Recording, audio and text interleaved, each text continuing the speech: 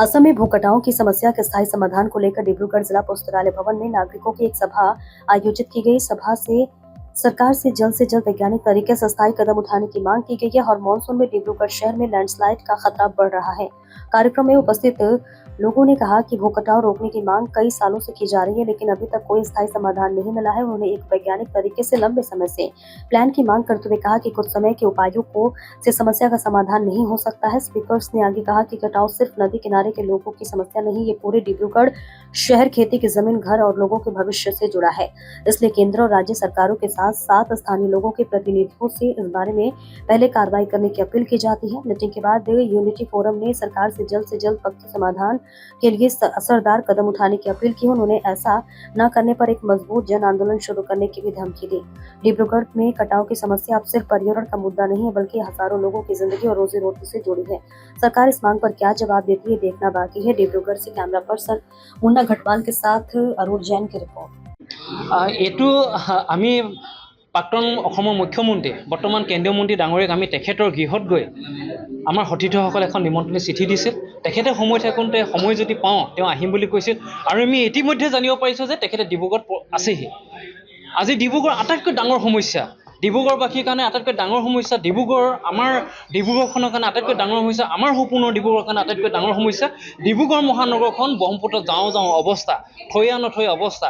যদি গৰাখহনীয়া অৱস্থাত সৰ্বানন্দ সোণোৱাল ডাঙৰীয়াই যদি নদীখন পৰিদৰ্শন কৰিবলৈ যায়, অকল পৰিদৰ্শনতে তেওঁ দায়িত্ব সামৰিলে নহ'ব। ইয়াৰ কাৰণে তেওঁ কেন্দ্ৰীয় চৰকাৰৰ মোদী সভাৰ তেওঁ চতুৰ্থ স্থানত থকা এজন মন্ত্ৰী। সেই চতুৰ্থ স্থানত থকা মন্ত্ৰীজনে যদি অসমৰ ব্ৰহ্মপুত্ৰ ডিব্ৰুগড় মহানগৰখনৰ কাৰণে তেওঁ নিজৰ গৃহটো, তেওঁ যিটো ঘৰ ডিব্ৰুগড়তে, তেওঁ নিজৰ গৃহটো যদি বচাবৰ কাৰণে যদি কেন্দ্ৰীয় চৰকাৰৰ পৰা যদি পুঁজি আবণ্টন কৰি আনিব নোৱাৰে, আজি তেওঁ দুটা টাৰ্মৰ কাৰণে মোদী সভা তেওঁ কেবিনেট মন্ত্ৰী, ইয়াতকৈ আৰু পৰিতাপৰ বিষয় আমি আছে বুলি নাভাবোঁ। আজি ডিব্ৰুগড়তে এজন কেবিনেট মন্ত্ৰী প্ৰাক্তন মুখ্যমন্ত্ৰী থকাৰ পিছত ডিব্ৰুগড় আজি জ্যেষ্ঠ নাগৰিকসকলে, ডিব্ৰুগড়বাসীৰ ৰাইজে এই নাগৰিক অভিৱৰ্তন লিখি এটা পাতিবলগীয়াটোৱে আমাৰ কাৰণে দুৰ্ভাগ্য বিষয়। সেইকাৰণে আমি কেন্দ্ৰীয় মন্ত্ৰী প্ৰাক্তন মুখ্যমন্ত্ৰী সৰ্বানন্দ সোণোৱালদেৱক আমি আহ্বান জনাব বিচাৰিছোঁ যে সময় থাকোঁতে আপুনি ডিব্ৰুগড়খন ৰক্ষা দিয়ক। যদি আপুনি সময় থাকোঁতে ডিব্ৰুগড়খনৰ কাৰণে যদি বিশেষ কৰিব নোৱাৰে, যদি কৰি যাব পাৰে আপোনাৰ সোণালী আখৰে আপোনাৰ ইতিহাসত লিখা থাকিব। যদি কৰি যাব নোৱাৰে আপোনাক কিন্তু কলা আখৰে, এটা কলা অধ্যায়েৰে আপোনাৰ কিন্তু ৰাজনৈতিক কেৰিয়াৰ সমাপ্ত হ'ব বুলি আমি ভাবিবলৈ বাধ্য হৈছোঁ। সেইকাৰণে আমি ডক্টৰ হিমন্ত বিশ্ব শৰ্মা চৰকাৰখনৰ প্ৰতি আমাৰ আহ্বান, এজন এজন বিধায়ক হিচাপে ডক্টৰ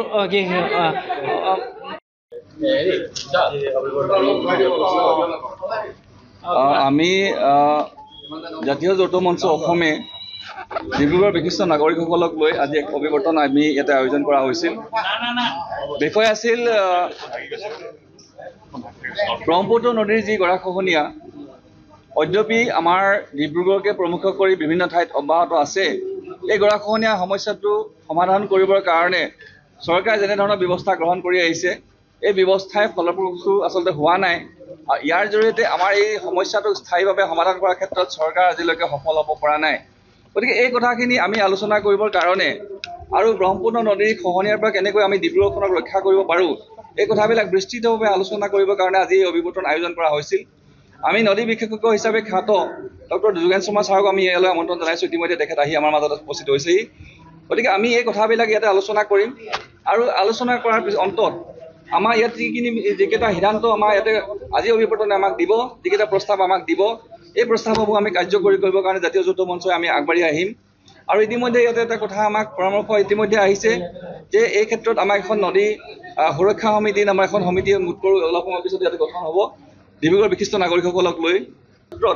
আমাৰ স্থানীয় বিধায়ক মহোদয়ে আচলতে যি দায়বদ্ধতা তেখেতক দেখাব লাগিছিল, সেইটো আমি অলপ দুৰ্বল দেখিছোঁ সঁচা কথা ক'বলৈ গ'লে। কাৰণ তেখেতসকলক আমি বিভিন্ন সময়ত লগ কৰিছোঁ বা এইখন আমি অভিৱৰ্তন তেখেতক আমন্ত্ৰণ জনোৱা হৈছিল, যদিও তেখেতে আচলতে যিধৰণে গোটেই কথাটো গুৰুত্ব সহকাৰে গ্ৰহণ কৰিব লাগিছিল, গুৰুত্ব সহকাৰে গ্ৰহণ কৰা পৰিলক্ষিত নহ'ল বা আমি দেখা নাপালোঁ। গতিকে মই ভাবোঁ যে আমাৰ কেন্দ্ৰীয় মন্ত্ৰী সৰ্বানন্দ সোণোৱালৰ ঘৰ ডিব্ৰুগড়তে হয়, তেখেতেও এই ক্ষেত্ৰত তেখেতৰ যি ভূমিকা আচলতে তেখেতসকলে শক্তিশালীভাৱে পালন কৰিব লাগিছিল, সেইটো আমি পালন কৰা দেখা নাপালোঁ।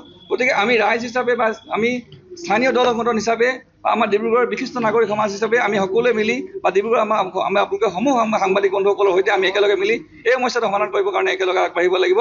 গতিকে আমি আহ্বান জনাব বিচাৰিছোঁ চৰকাৰক পুনৰবাৰ যে এই সমস্যাটো আপোনালোকে গুৰুত্ব সহকাৰে গ্ৰহণ কৰক। ডিব্ৰুগড়খনক আপোনালোকে দ্বিতীয় মহানগৰ হিচাপে ইতিমধ্যে ঘোষণা কৰিছে আৰু এই মহানগৰখন বচাবৰ কাৰণে আপোনালোকে যি ধৰণে ব্যৱস্থা গ্ৰহণ কৰিব লাগে ব্যৱস্থা গ্ৰহণ কৰক, নহ'লে আপোনালোকে মহানগৰ যি ঘোষণা কৰিছে এই ঘোষণা আচলতে ফুটুকাৰ ফেনত এদিন পৰিণত হ'ব আৰু এটা সময়ত ডিব্ৰুগড়খন ব্ৰহ্মপুত্ৰৰ বুকুত জাহ যাব। গতিকে সময় থাকোঁতে আপোনালোকে উপযুক্ত ব্যৱস্থা গ্ৰহণ কৰক। প্ৰথমতে আপোনালোকক ধন্যবাদ জনাইছোঁ আপোনালোকে নিমন্ত্ৰণ ৰক্ষা কৰাৰ বাবে। আজি আমি জাতীয় যৌথ মঞ্চৰ উদ্যোগত আমি নাগৰিক সভা আয়োজন কৰিছোঁ আৰু ইয়াত ডিব্ৰুগড় যিমান অৱসৰ প্ৰাপ্ত আমাৰ যিসকল ব্যক্তি আছে সকলোকে আমি নিমন্ত্ৰণ জনাই আজি আমি এই ব্ৰহ্মপুত্ৰ গৰাখহনীয়াৰ ওপৰত আমি এটা মানে সভা ৰাখিছোঁ। আৰু আমি দেখিব পাইছোঁ যে চৰকাৰে কয় যে গৰাখহনীয়া নাই, কিন্তু আমি কিছুদিনৰ পৰা আমি য'ত গৰা খহি আছে আইথানৰ পৰা ধৰি আমাৰ মুলুক গাঁৱলৈকে আমি পৰিদৰ্শন কৰিছোঁ এটা সজাতি দল গৈ। আৰু যেতিয়া য'ত গৰা খহে তেতিয়া আমি তাত দেখোঁ যে তাত জিৰ' বেগ নিক্ষেপ কৰে। সদ্যহতে তাত কিমান জিৰ' বেগ দিছে, কি 1000 য'ত দিবলগীয়া তাত 500 দিছে, ক'ত 500 তাত 100 দিছে, কোনো মানে ক'ব নোৱাৰে কিমান সদ্যহতে কিমান জিৰ' বেগ দিছে। কিন্তু আমি জিৰ' বেগৰ কথা এটা ক'ব লাগিব, জিৰ' বেগটো কেতিয়াও পাৰ্মানেণ্ট চলিউশ্যন হ'ব নোৱাৰে। জিৰ' বেগটোৱে কেতিয়াও আজি যদি জিৰ' বেগটোৱে পাৰ্মানেণ্ট চলিউশ্যন হ'লহেঁতেন তেনেহ'লে কোনোদিন আপোনাৰ এই গৰা নখহিলেহেঁতেন। আজি আমি বছৰ ধৰি দেখোঁ যেতিয়া গৰা খহে জিৰ' বেগ দিয়ে, নদীত আপোনাৰ বালিত বস্তাত বালি ভৰাই আৰু নদীত পেলাই দিয়ে। सूचना इंडिया के सभी दर्शकों को बधाई। अब आप सूचना इंडिया देख सकते हैं जियो टीवी चैनल नंबर 4053 पर भी। साथ ही सूचना इंडिया के सभी सोशल प्लेटफॉर्म इंस्टाग्राम, फेसबुक और ट्विटर से जुड़े और